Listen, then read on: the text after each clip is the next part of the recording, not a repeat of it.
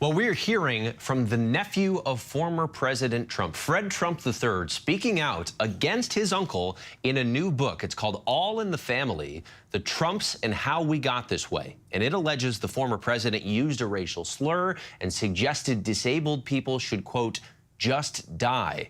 The Trump campaign calls these claims disgusting lies, but his nephew says this is no political hit job. It's the full truth. Here's senior investigative correspondent Aaron Katersky. It says the Trumps and how we got this way. What way? What's the Trump way? Complex and sometimes cruel. And within every family, people know this, families are complicated. Every family has their crazy uncle. My Uncle Donald is atomic crazy. And he has put his mark on the family history. Atomic crazy? Yes. What's that mean?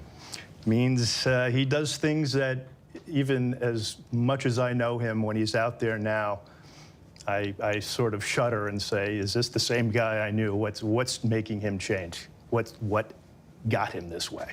But that all being said, I've always had a good relationship, but he's done really horrific things to me, which some people will say, how could you still want to have a relationship with him? He's my uncle. He's family, and that means a lot. After his uncle was elected president, Fred Trump says he saw an opportunity to advocate for the disabled. I was in the Oval Office 12 times, and that was our mission, to advocate for people with complex disabilities. It culminated in May of 2020 in the Oval Office. Donald was there, and he was very gracious. Several other folks were there, including the group that we brought down. We dispersed. I was asked to go back and see Donald. He greeted me with his familiar, hey pal, how's it going? We sat down for a bit, and he just came out with, these people, all the expenses, they should just die. He's talking about human beings who have complex issues, and the first thing he could say was, they should just die. Fred claims this wasn't isolated, describing a phone call to alert his uncle the medical fund set up by the family for his son William was running low, a fund he says the former president consistently replenished. A couple of years ago, I called him. I said, Donald, the fund's running out.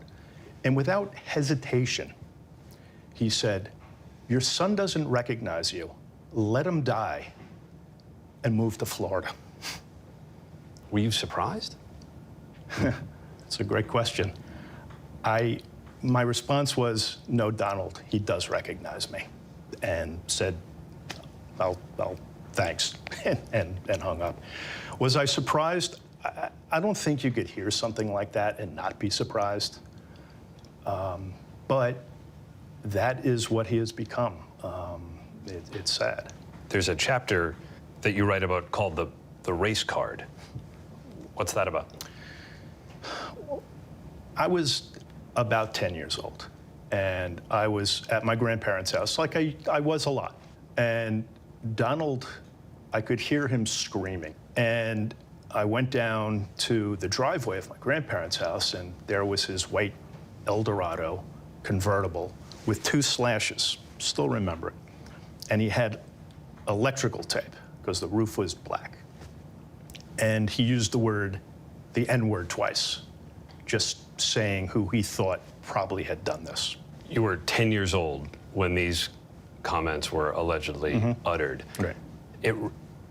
You sure you remember him that way? Oh, absolutely. He says he doesn't use the word. Okay, he did twice that day.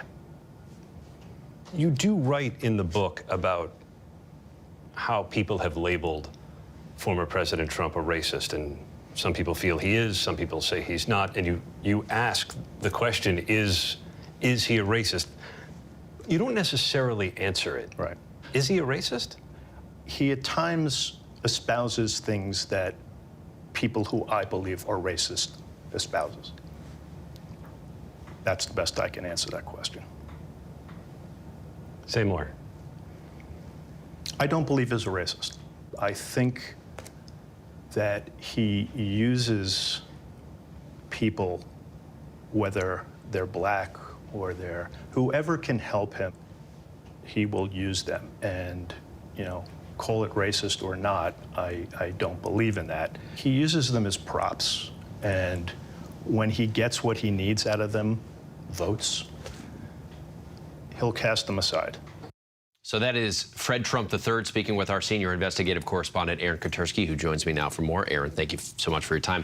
We heard at the beginning the Trump campaign is calling the claims in this book disgusting lies, but I would imagine they're saying a lot more than that. What do they say? We did get a statement from the Trump campaign which said this is completely fabricated and total fake news of the highest order. And the statement goes on to say it's appalling. A lie so blatantly disgusting can be printed in media. Anyone who knows President Trump knows he would never use such language.